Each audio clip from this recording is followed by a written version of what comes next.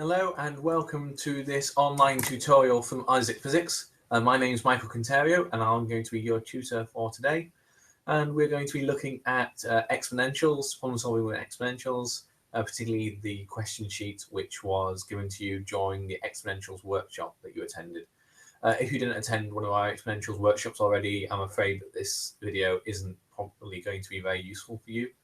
But I would suggest going to isaacphysics.org/events and checking out to see if there's going to be a workshop near you soon. If you're logged into the Isaac Physics website, then just below this, there should be a box where you can send messages to me. I do check those regularly during the course of the tutorial, but there's sometimes a bit of a delay for me reading them. So if it looks like I've ignored you, I've not, don't worry about it, and I'll get back to it a bit later. Over the course of this, I am going to be sharing my screen with you. So I am going to switch over to that now. So you'll be able to follow my workings. And of course, you'll be able to see my workings and you'll still be able to hear me talking. So let's do that now. Okay, so as I said, we're going to be looking at exponentials. There's just a few things that I'm going to go through here, which I think are useful and not always covered. So one thing we often have is we're often given the kind of equation for the rate of change of something, and for an exponential or for an exponential, we basically need something of the form dy over dx is some constant of proportionality, which can be positive or negative, multiplied by y. And I'm just going to walk through kind of solving this equation.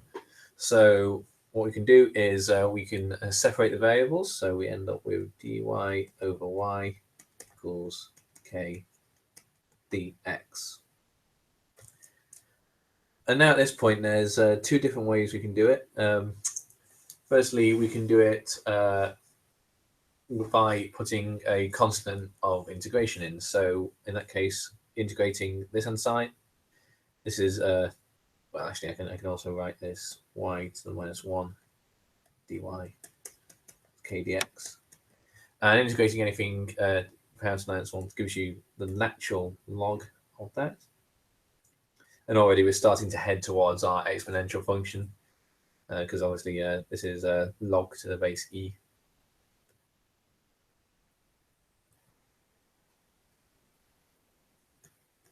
So on this side we get kx plus some constant c. Oh, we don't like this ln y, so if we raise that to the power e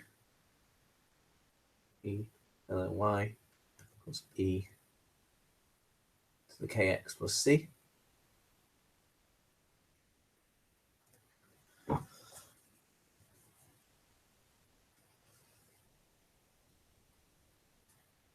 Okay.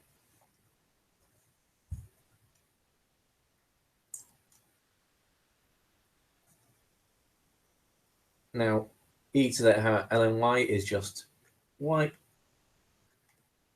And we can have e to the kx multiplied by e to the c equal to a e to the kx. And then we can go from there and use the boundary conditions that we've been given in the question in order to work out what our capital A is. The other thing that we can do is, instead of doing this with this constant, we can actually go to having our own limits on here.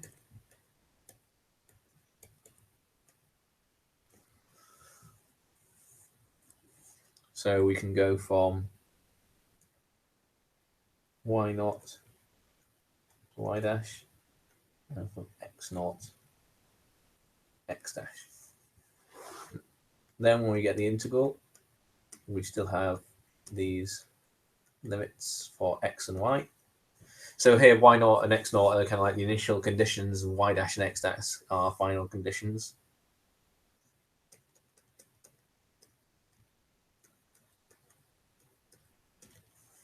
And then to solve this, we put ln y dash minus ln y naught for our second one.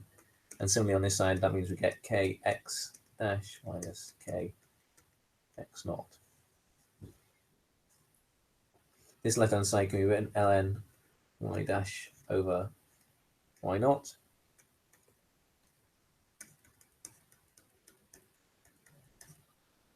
And then it will be,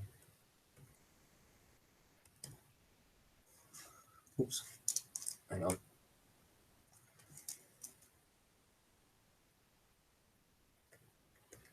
Dash divided by y naught equals e to the k x dash minus x naught.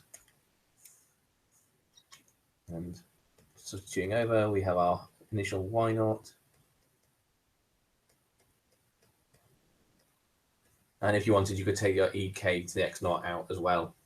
Because obviously these two are going to be the same. So e equals y naught e minus x naught.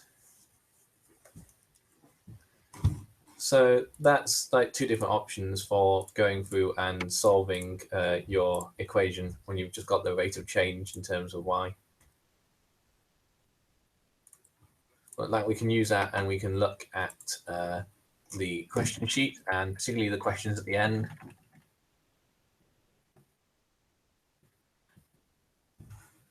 I'm actually going to look at exercise 9 first. So let's hide that. Just because we basically can do, like the last part of that is basically what we've just done here. So looking at exercise 9 part G, it says if M is the capital of a charity, payments are being made at a rate Q and interest is accruing at the rate of P%, what is MT if the capital is initially M0? This follows on from the end of exercise 4. So what we've got first is we're changing our capital. dt.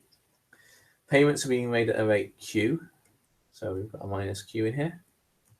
And interest is accruing at the rate of P%. So that means we get PM divided by 100 per time period. And now rearranging this.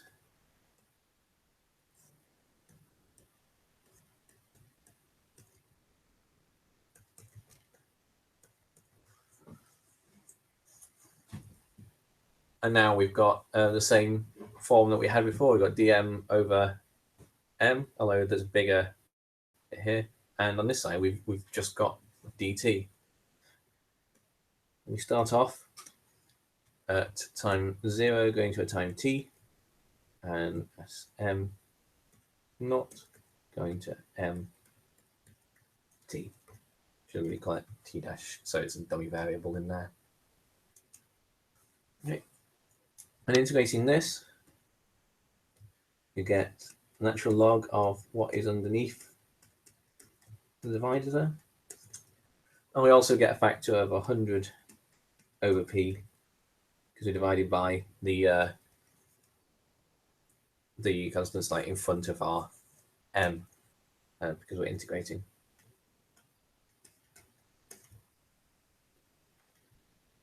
M0. And on this other side, we just get t dash going from t to naught. So 100 over p times ln p m t over 100 minus q minus ln p m naught over 100 minus q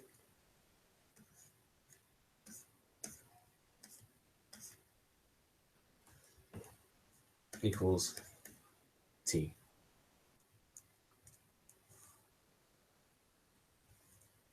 We can quickly swap that up here, so we get ln p m t over 100 minus q all over e m naught over 100 minus q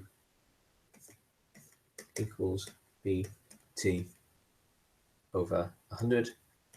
Take exponentials on both sides and solve this equation.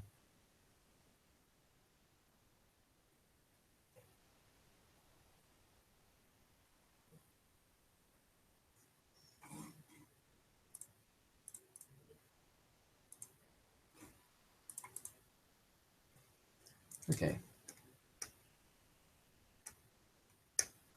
Now, going back to a slightly earlier question, I'm now going to look at the bouncing ball, which is exercise 8. After a little investigation, it can be shown that the height of a bouncing ball can be expressed as a geometric progression. Quantities that increase or decrease geometrically are in fact exponential processes.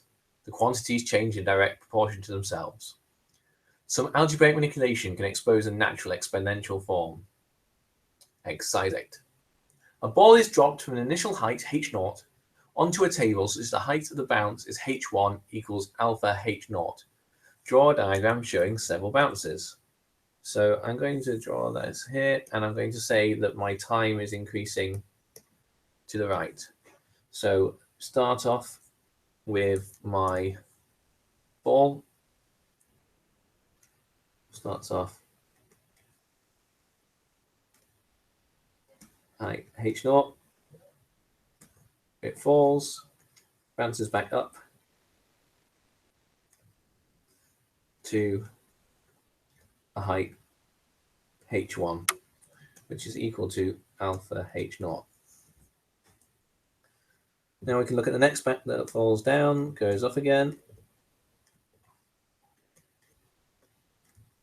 We now have a height h2, which is equal to alpha h1, because after the first bounce, we multiply by alpha. After this bounce, we can just take this h1 as if it were h0. This one is therefore has to be alpha for the last bounce. So that means this one is alpha squared h0. Goes down, bounces up again.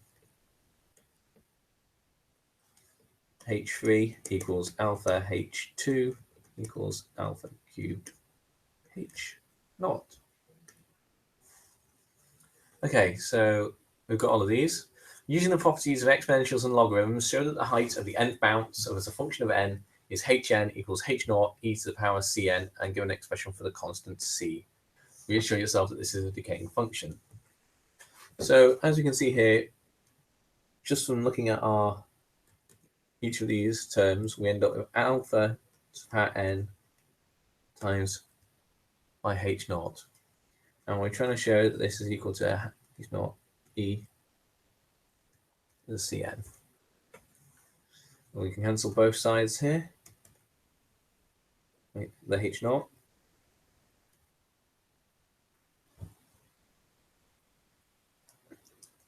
And we can rewrite this side as e to the c to the power n. So we then get alpha equals e to the power c.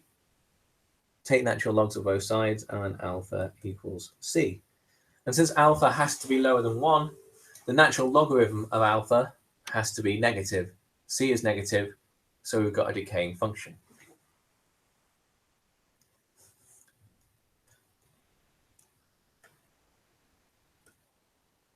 So if now I just add over here, hn equals h0 alpha n. For part B, how far does the ball travel before it stops bouncing in the ideal case? Why might this distance not be attained in practice? So if we're looking at the distance, we have it falling a distance h0 and then bouncing up a distance h1. Then after that one, it falls a distance h1,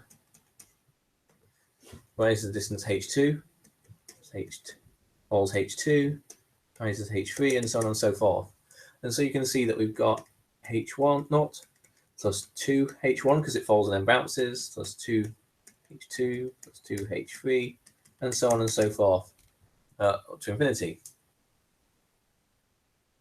Obviously, we've only got one h0 because it falls that distance. It hasn't had to bounce up there.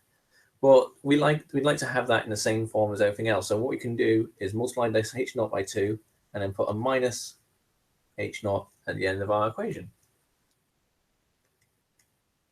Using this we get 2h naught plus 2, and then our h1 is alpha h naught. Our h2 is alpha squared h naught. h3 is alpha cubed h naught, and so on and so on, and we've still got our minus h naught at the end. So this means our total height is 2 h naught 1 plus alpha squared plus alpha cubed, so on to infinity, minus h naught.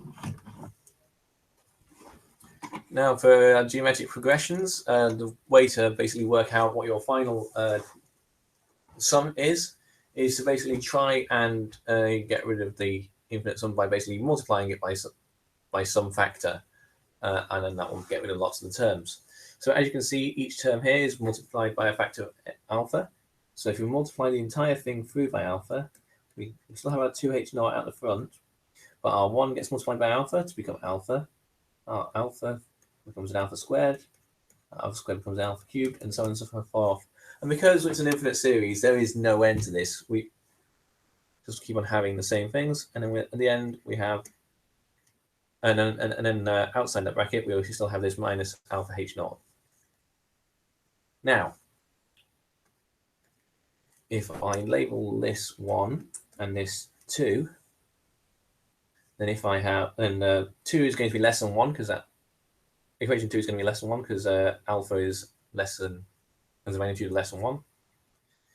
So if we go 1 minus 2 in terms of equations, it gives us on the left hand side h minus alpha h. On the right hand side, all of the terms inside the bracket cancel apart from this first term.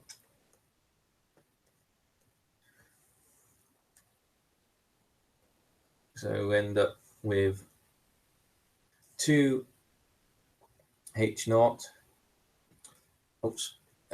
minus 8 h naught from the top one, and then a minus alpha h naught. And so that's equal to h naught 1 plus alpha. On the left hand side, we've got capital H1 minus alpha equals h naught 1 plus alpha. So our total distance travelled is h naught 1 plus alpha all over 1 minus alpha.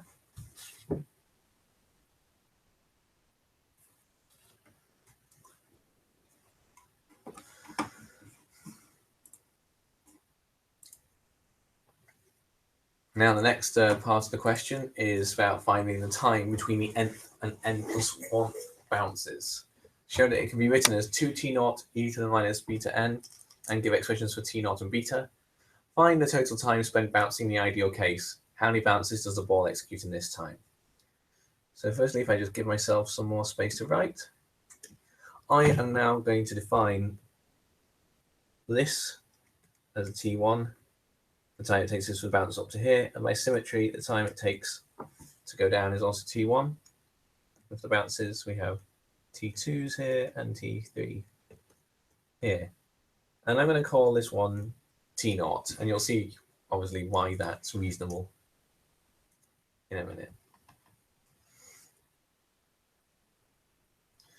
So looking at this first fall, we can say that it starts with 0 velocity. If we take down as positive, we have our acceleration in the same direction. So if we use s equals ut plus a half at squared, equation of motion, we get that our h naught in the downwards direction equals 0 because there's no initial velocity, plus a half g t naught squared. And because h naught and g I'm measuring downwards, both of them, they both have a positive sign here. And so we end up with t naught equals 2h naught divided by g, all square rooted.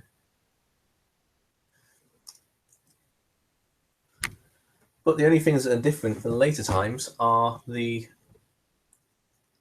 heights are different. So say Tn equals 2hn over g square rooted equals 2h0 alpha over g square rooted.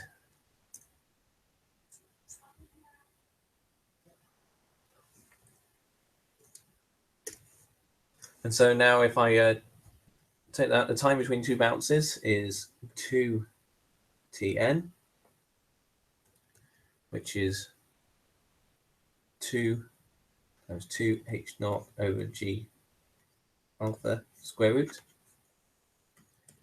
equals 2t0 times the square root of alpha, just substituting in for t0 there.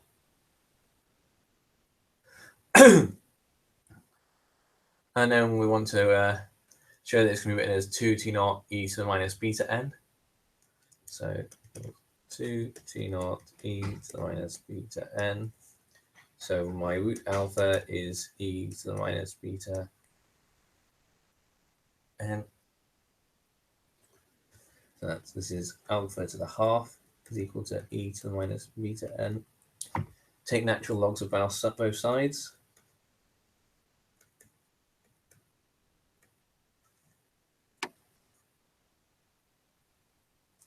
And you can get beta equals minus a half ln alpha.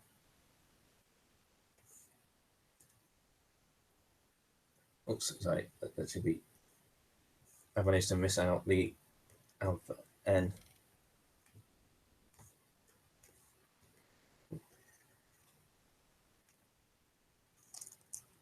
There we go. Helpful when you miss out an important term, isn't it? So that gives us all of our times. But I'm just going to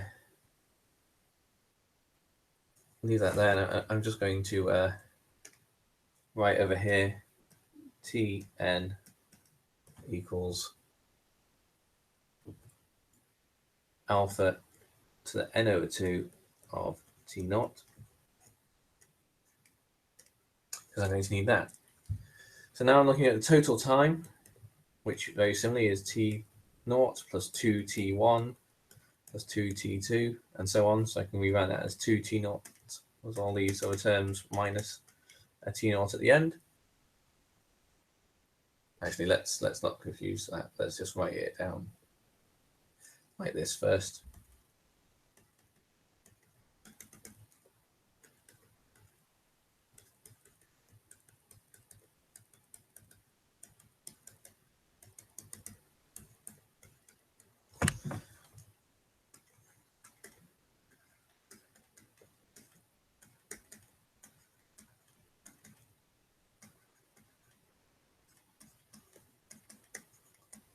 Writing it now in terms of these alphas.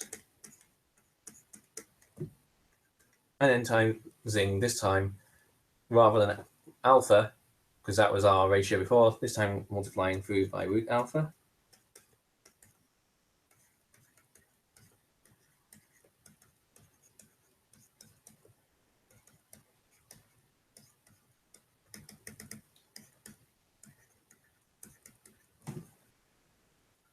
And then calling these equations 3 and 4, doing equation 3 minus equation 4,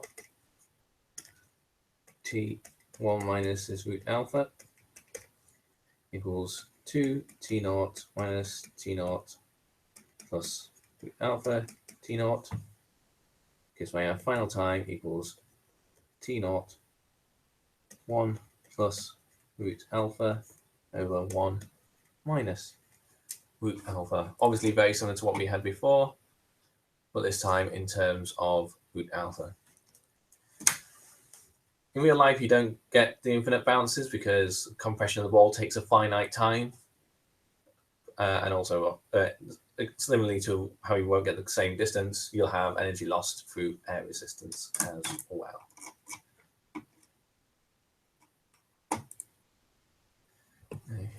I hope that's been useful. There's still a bit more, so do check out. I've gone into a bit more detail on some of the other Exponentials Hangout videos, Exponential tutorial videos. So if you check out our YouTube channel, you should be able to find those as well. And do check out the rest of the site. There's lots of questions there, some of which even involve exponentials. Level 1 is about pre-GCSE, pre-A level, so it's about end of GCSE. 2 to 3 about first year of A level, 4 and 5 about second year of A level, and 6 is beyond A level if you really want to give yourself a bit of a challenge. So have a go on there, keep using Isaac Physics, and have a good day. Bye-bye.